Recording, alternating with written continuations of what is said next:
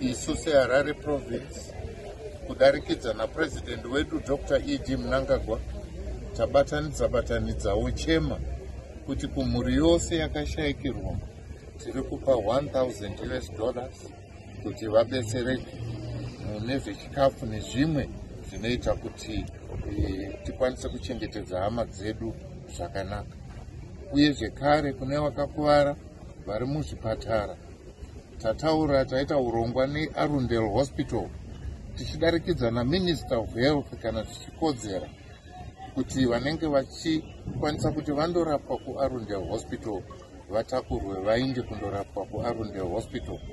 Tataura zvekare neDiscovery Ambulance Service kuti maambulance avo vakazvimirira kuti atakure vakakuvara ivavo kuti vainde kuArundel Hospital kuti vandobetserwa nanachiremba.